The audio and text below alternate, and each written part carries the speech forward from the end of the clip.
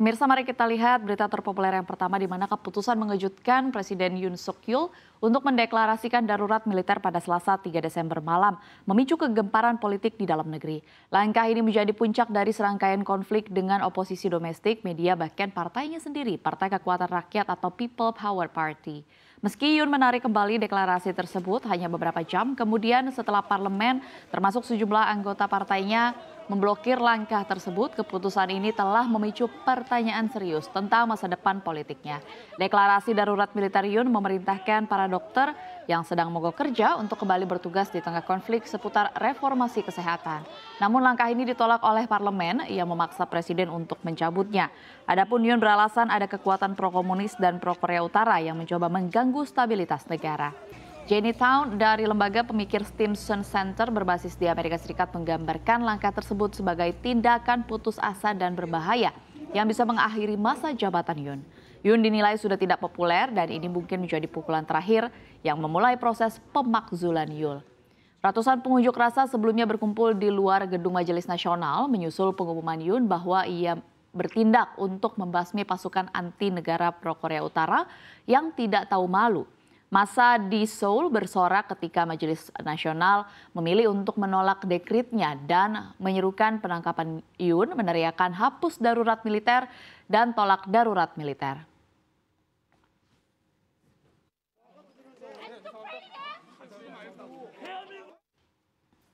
Pemirsa, informasi terpopuler selanjutnya, semenanjung Malaysia khususnya pantai timur lautnya dilanda hujan lebat yang memicu banjir. Perdana Menteri Malaysia Anwar Ibrahim bahkan melarang anggota kabinetnya untuk mengambil cuti menyusul banjir parah yang membuat 150.000 orang terpaksa mengungsi pada pekan ini.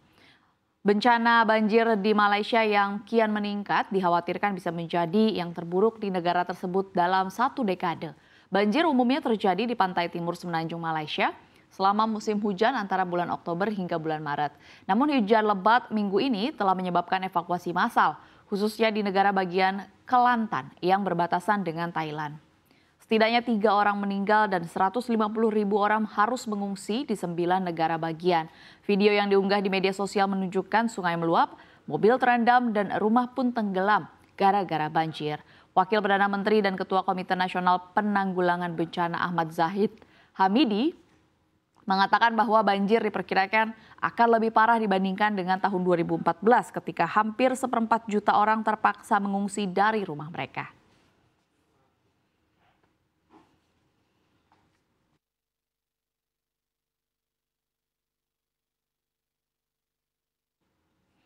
Informasi terpopuler selanjutnya, kerusuhan melanda gerbang Asia Eropa hingga mengakibatkan ratusan orang ditahan. Unjuk rasa yang dilakukan oleh pendukung partai oposisi di Georgia telah berlangsung selama 4 hari.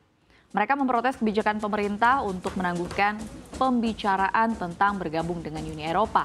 Polisi menembakkan meriam air dan juga gas air mata untuk mengusir para demonstran di gedung atau dari gedung parlemen. Selasa 3 Desember, Kementerian Dalam Negeri Georgia mengatakan 224 orang demonstran ditahan atas tuduhan administratif dan 3 ditangkap atas tuduhan pidana. Sejauh ini 113 orang petugas polisi membutuhkan perawatan medis, sementara 3 lainnya dirawat di rumah sakit setelah bentrok dengan demonstran yang melemparkan kembang api ke arah polisi. Presiden Georgia Salom Zourabichvili mengatakan banyak pengunjuk rasa yang ditangkap mengalami cedera di kepala dan juga wajah, termasuk patah tulang dan juga rongga mata.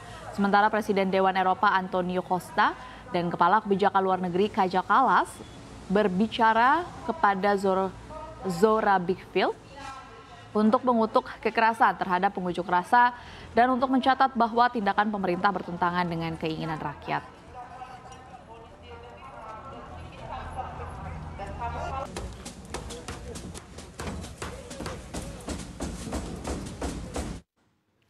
Pemirsa, berita terpopuler yang terakhir masih datang dari mancanegara di mana Ketua Bank Sentral Amerika Serikat, The Federal Reserve atau The Fed akan berpidato di mana investor berharap akan ada sinyal lebih jelas soal arah kebijakan suku bunga. Hal ini akan membuat pasar keuangan bergerak fluktuatif. Pelemahan nilai tukar rupiah kemarin bersamaan dengan sikap investor yang masih menunggu arah kebijakan moneter The Fed terkait dengan pemangkasan suku bunga Bank Sentral Amerika Serikat. Gubernur The Fed Christopher Waller menyatakan dukungannya terhadap potensi pemotongan suku bunga lebih lanjut dalam pertemuan bulan Desember. Meski demikian, ia menegaskan bahwa kebijakan moneter masih cukup ketat untuk menjaga stabilitas inflasi menuju target di level 2%. Ekspektasi pasar terhadap pemotongan suku bunga 25 basis poin kini mencapai 75%.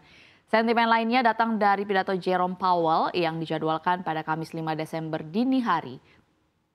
Investor menantikan arah kebijakan moneter The Fed setelah rilis notulen FOMC bulan November yang menunjukkan inflasi sedang melambat dan pasar tenaga kerja tetap solid. Hal ini semakin menguatkan keyakinan akan adanya pemotongan suku bunga lanjutan.